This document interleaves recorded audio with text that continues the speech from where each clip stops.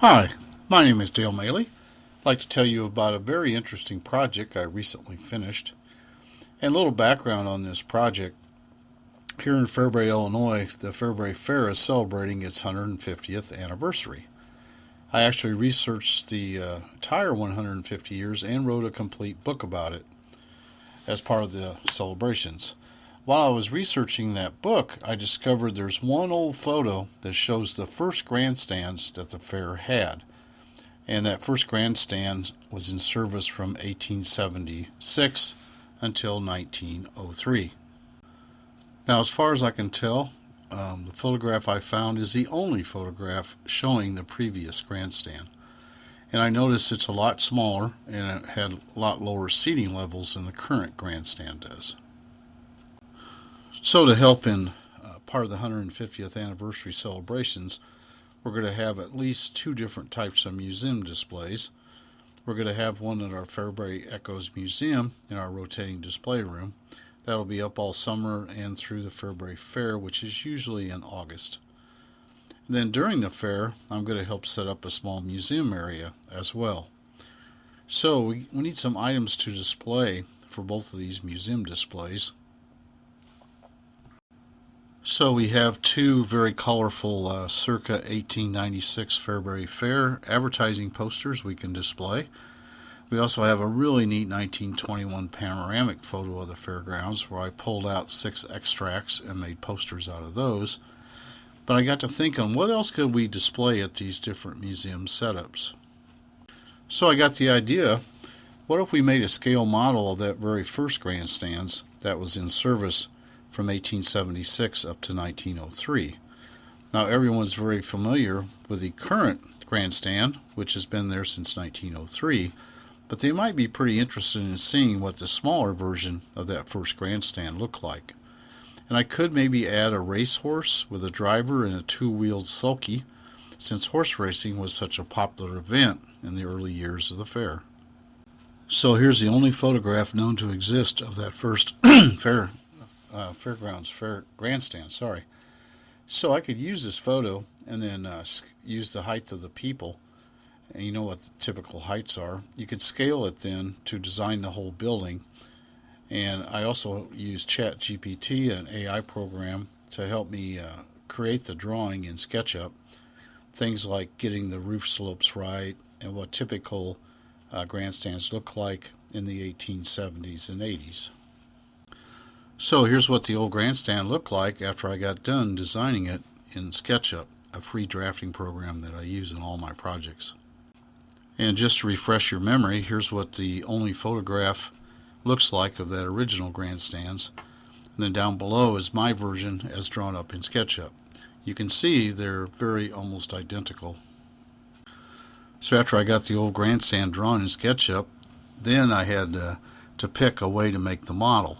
What material to use? I could make it from wood. I'm a pretty good woodworker. But I could also have the model 3D printed from plastic. And I've never done it, but you're supposed to be able to paint the 3D model very easily. But I have learned at this stage in time, it's really difficult to get the model printed in different colors. So I ended up deciding to go the 3D printed route on this project. So I decided to scale down the rather large old grandstands for my model down to just 25 inches long, about 9 inches deep, and about 6 inches high. At this point in the process, I hit another decision point. So 25 inches long is relatively long for a 3D printed model. I think typically less than a 12-inch cube is more appropriate. So what I could do is split that 25 inches into either halves or thirds, but I'd have to have some joints where I put the pieces together. And when I looked at the design, there's no easy places to make natural joints. For example, the main vertical beams are really not big enough to split in half. So I decided to try and go for a one-piece 3D printed model. So I converted the SketchUp file over to the right format to have it 3D printed, and went to go get some quotes. Now I've had about 4 different things 3D printed before, but nothing this big. Anyway, I really got sticker shock when I got my first quote for this old grandstand project. Well, I figured out my grandstand seating, I had left that as a solid block of plastic. And they really go by how many cubic inches of plastic you have in the model. So I went in and changed my design in SketchUp to make the seating area hollow. That got the price down to $324. I decided, yeah, that's a little high, but that's okay for this project because my wood model probably would have taken less than $50 in wood materials. But you're talking quite a few hours to make all the parts, assemble them up, and then have to paint everything as well. So I decided that, hey, $324 is good enough for this museum type display. I had to wait, I think, 4 or 5 weeks for delivery of this project from the 3D printer. And I knew that, hey, this model is going to be pretty fragile and difficult to ship without breaking it in shipping. But I was pleasantly pleased when I received it. The company put it in a huge cardboard box. Then they surrounded the plastic model with many chunks of black flexible foam pieces. In fact, when I unpacked it, I filled a 30-gallon trash bag completely up just with the packing materials. So the good news is the model did arrive with no shipping damage. So the good news is the model arrived okay from shipping. The bad news is I had a couple spots in the roof that were not quite perfect, as you can see in the photograph. And I apparently specified too thin of material in the roof area. Here's another photograph showing the second bad spot I had in the roof. They were both on the same side of the roof. The back side actually was okay. Didn't have any of this, so I must have been at the ragged edge of specifying a thick enough roof. Of course, being a retired engineer, I always wanted to take a look back and learn some lessons, what went wrong and how could I prevent it in the future. So I drew the original roof of the grandstand to be about 1 inch thick, which is probably what it was. But then I scaled the whole thing down such that the roof was only 1/32 of an inch thick.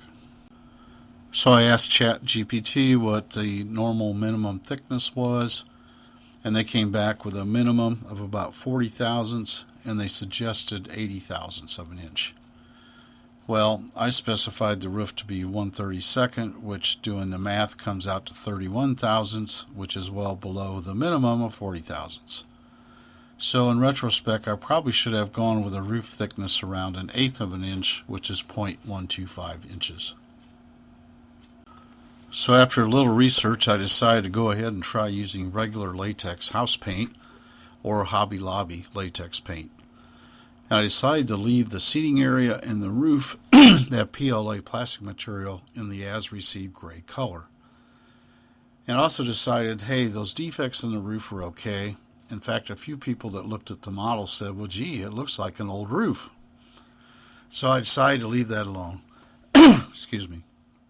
I decided to paint the ends of the grandstand and some front and back borders Old City Hall yellow, and then paint the vertical posts red.